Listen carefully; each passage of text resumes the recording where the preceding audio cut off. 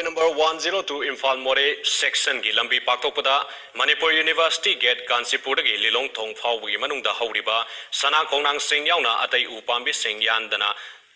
thambada PWD amadi Forest Department ga yanare haina Nature Club Haurebi gi co-convener Sarungbam Ruhi Kumar ngasi Manipur Press Club ta pangtokpa pau gi mifam amada phongdokre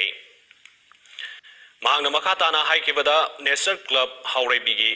Matam kayagi mamangdagi sanghalasi nalalasi lamdamsi haiba kholauga loinana akoibagi phirong kannanaba amadi upambi thabagi program kaya paikatuna lagli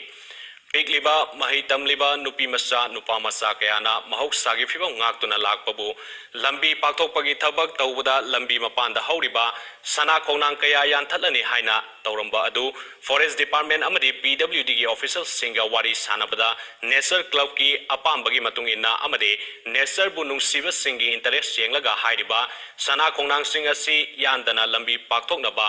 thabak asi pangthoklagani haina thajaba pirakpagi dama Nature Club ki maikai dagi department anibu thagatpa phongdoksari haina mahakna phongdoki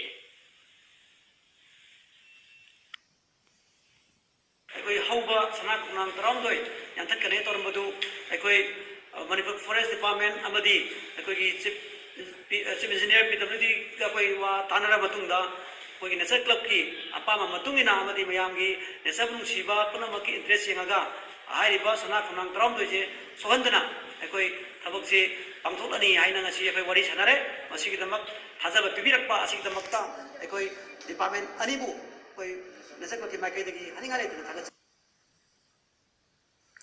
Handak numit karani asida moregi mafam singda COVID-19 positive case masing hengalakpa asigi matangda section taurang laukat po inangasi moregi tongan ba mafam sing